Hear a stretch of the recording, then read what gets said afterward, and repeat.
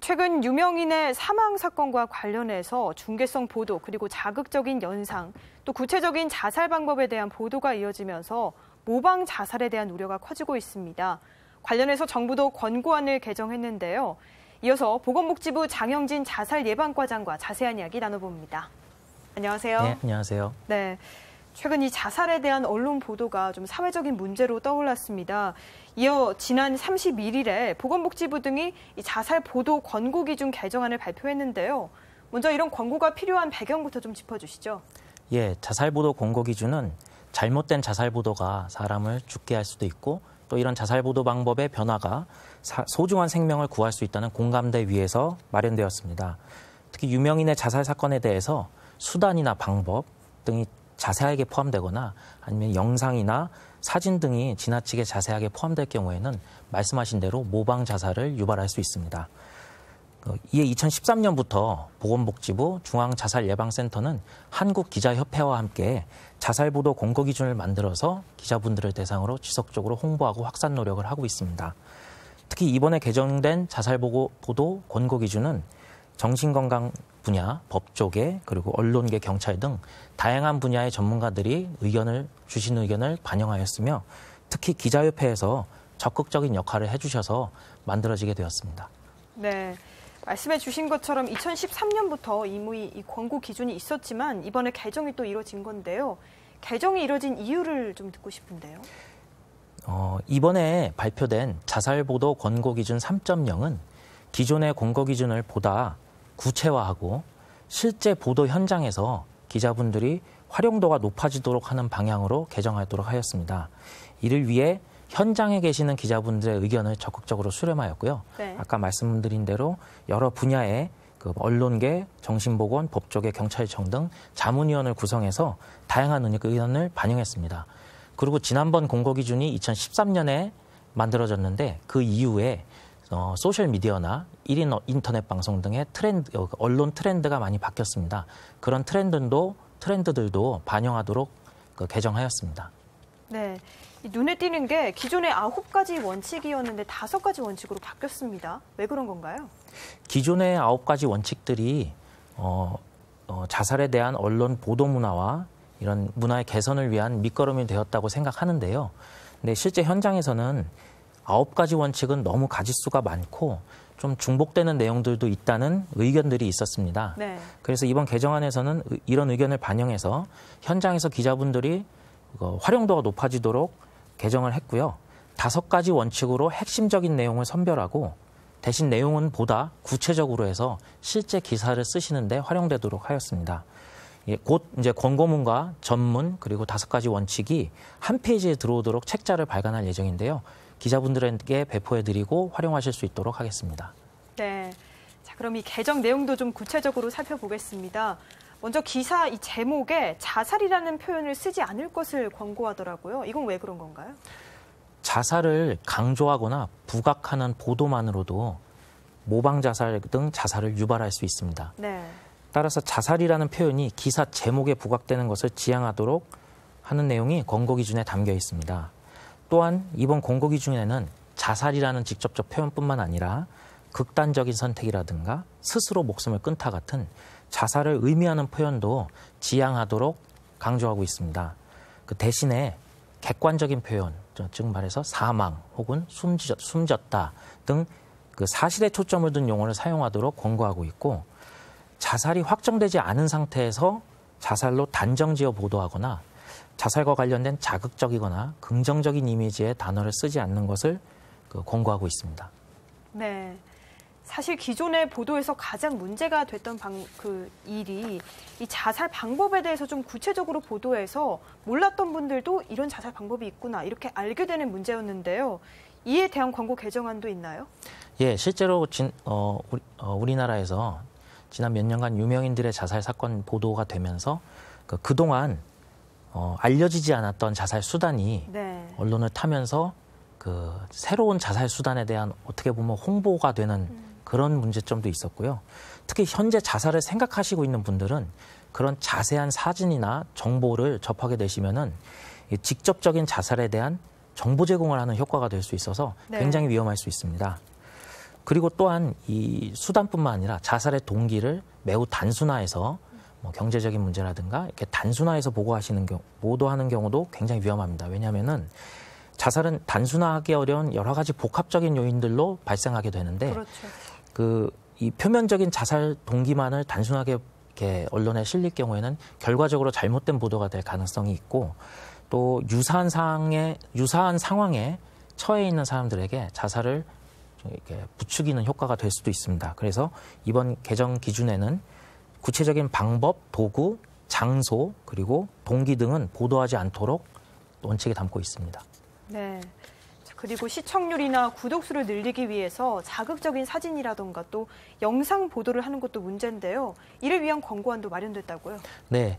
최근에는 언론사들이 대부분이 인터넷 홈페이지를 운영하고 인터넷에 게재하기 위해서 사진이나 영상들을 첨부하는 경우가 많은데요.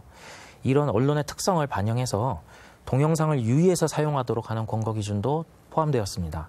특히 특정한 장소, 자살이 시행됐던 장소나 방법, 도구 등과 관련된 영상이나 사진은 특별히 유의해서 사용하지 않도록 해야 되고 유명인이 그런 행위를 했을 경우에는 특히 더 파급력이 크므로 그러한 사진이나 영상은 쓰지 않도록 권고하고 있습니다. 대신 자살 예방 기관에 대한 정보나 뭐 1577, 0199나 129와 같은 자살 전문 도움을 줄 수 있는 전문 기관의 정보에 대한 이미지를 실어주시도록 권고하고 있습니다. 네. 자살로 인한 부정적인 결과를 더하거나 덜하지 않고 그냥 그대로 내보내는 것, 그리고 자살 예방 정보 제공 역시 아주 중요한 부분일 것 같습니다. 이와 관련한 내용도 설명 부탁드립니다. 잘못하면 자살을 미화하거나 합리화할 수 있는데요. 예를 들어서 벼랑 끝 선택이라든가 아니면 어쩔 수 없는 선택, 마지막 탈출구 이런 표현들은 어떻게 생각되면 자살을 합리화하거나 아니면 극적으로 묘사할 수 있습니다. 네, 이런 묘사들이 불명예스러운 사건이 자살로 인해 종결되거나 아니면 억울함을 해소할 수 있게 그런 상황으로 묘사되거나 하면은 자살로 인해서 고통이나 문제에서 벗어날 수 있다는 메시지가 전달될 수 있고 역시 모방 자살 등을 유발할 수 있으므로 유의해야 합니다. 특히 다른 사람을 살해하고 본인이 자살하는 행위를 동반 자살로 묘사하는 경우도 있는데 이런 경우에는 오히려 살해 후 자살 혹은 자살 교사와 같은 범죄 행위로 인식되어야 할 필요가 있습니다. 반면에 권고 기준은 자살이나 자살 시도로 인해서 발생하는 폐해나 유가족들의 고통은 알릴 필요성이 있다고 강조하고 있습니다. 이와 함께 전 국민의 자살 예방 활동을 촉진하고 자살에 대한 잘못된 편견 등은 바로잡을 수 있는 정보는 적극적으로 제공하도록 권고하고 있습니다. 네. 근데 이번 권고안이 아무래도 강제력이 없는 말 그대로 권고이기 때문에 홍보가 굉장히 중요한 부분일 것 같습니다. 앞으로의 과제를 좀 이야기해 주시죠. 권고 기준 개정에 대해 특히 한국기자협회에서 많은 홍보 노력을 해주셨습니다. 우선은 보건복지부 중앙자살예방센터 한국기자협회가 공동으로 보도자료를 배포하였고요.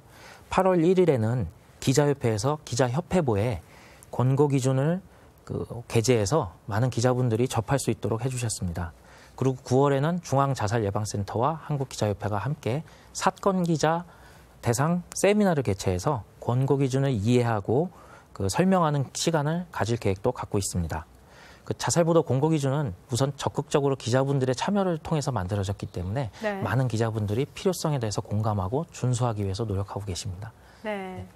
자, 이번 권고안 마련과 동시에 한편으로는 또 지역 특성에 맞는 자살 예방 대책이 추진되고 있다고 들었습니다. 이에 관해서는 아무래도 좀 지역 단위의 세밀한 대책도 필요해 보이는데요. 어떻습니까? 지금 자살 예방 및 생명 존중 문화 조성을 위한 법률에 의해서 각 시도에서 자살 예방 시행 계획을 마련하도록 되어 있고요.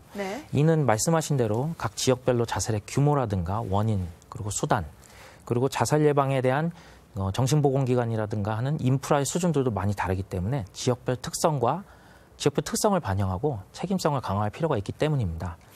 그리고 정부에서는 각 지역에서 근거에 기반해서 자살 예방 대책을 마련하실 수 있도록 지난 5년간의 경찰 변사 자료를 전수조사해서 분석된 결과를 시군구별로 제공할 계획을 가지고 있습니다.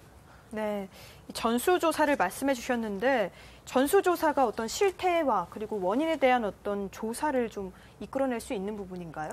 기존의 자살 통계는 그 읍면동 단위의 자살이라든가 아니면 실제 자살이 발생한 장소에 대해서 그 정확한 정보를 제공해주지 못하는 측면이 있었습니다. 예를 들어서 A라는 지역에 거주하시는 분이 B라는 지역에 가서 자살을 하신 경우에 네. 이 자살 통과는 A라는 지역에서 잡히게 돼 있었습니다. 기존에는. 근데 이 경찰청에 협조해서 이 받은 요 자료에 따르면 실제 발생했던 장소 그리고 마을 단위, 읍면동 단위에서 어떻게 자살이 어떤 원인과 방법으로 이루어지고 있는지 어떤 장소에서 빈발하고 있는지까지 구체적으로 나오기 때문에 실제 지방자치단체에 계신 분들이 자살 예방 대책을 세우시는데 구체적인 근거 자료로 활용하실 수 있을 것으로 기대하고 있습니다. 네, 우리나라는 사실 오랫동안 OECD에서 자살률이 가장 높은 것으로 악명을 떨쳤습니다. 물론 근본적으로는 삶의 질 개선이 가장 중요하겠지만 어쨌든 이 과정에서 우리 사회 방조라던가 부추김 같은 것들이 없어져야 할 것 같습니다. 자살 예방을 위한 과제를 마무리 말씀으로 부탁드립니다. 예, 지금 앵커께서 아주 중요한 말씀을 해주셨습니다. 지금 우리가 자살과 관련해서 반드시 고쳐져야 될 생각이 두 가지 있습니다. 하나는 자살이 개인의 문제라는 생각입니다. 자살은 고위험자를 발굴하고 이들에 대해서 정신건강이라든가 여러 가지 지원 체계를 마련하고 자살 시도자나 유가족분들에 대한 여러 가지 지원 방안을 마련하는 등 국가가 나서서 해야 될 사회적 문제라고 생각합니다. 이번에 1월에 정부는 관계부처 합동으로 자살 예방 국가 행동 계획을 수립하여 발표했습니다. 이 계획에서는 방금 말씀드린 그런 관련 단계별로 여러 가지 접근 전략을 제시하고 있으며 현재 10만 명당 25.6명인 자살률을 22년까지 17명으로 줄여서 OECD 1위 수준이라는 이 5명을 벗어날 수 있는 목표 수준을 제시하고 있습니다. 그리고 언론계, 법조계, 그리고 재계, 노동계 등 전 사회적 참여와 노력을 강조하고 있습니다. 또 한 가지 생각은 자살은 예방할 수 없다는 생각인데요. 자살은 예방할 수 있습니다. 자살을 하려는 분들은 반드시 그걸 암시하는 표현을 하시게 되는데요. 이 표현을 읽고 자살을 예방할 수 있는 전문기관과 연계해 주신다면 효과적으로 자살을 예방할 수 있습니다. 이런 일을 하는 분들을 자살 예방 게이트키퍼라고 하는데 지금 매년 100만 명의 자살 예방 게이트키퍼 양성을 목표로 추진하고 있고 국민 여러분들께서 누구나 중앙자살예방센터에 신청하신다면 누구나 교육을 듣고 게이트키퍼가 되실 수 있습니다. 이런 부분들이 국민 여러분들께서 같이 이 자살 예방 정책에 동참하시고 많은 관심을 가져주셔야 할 부분으로 생각됩니다. 네. 자, 지금까지 보건복지부 장영진 자살 예방 정책과장과 이야기 나눴습니다. 오늘 말씀 고맙습니다. 네, 감사합니다.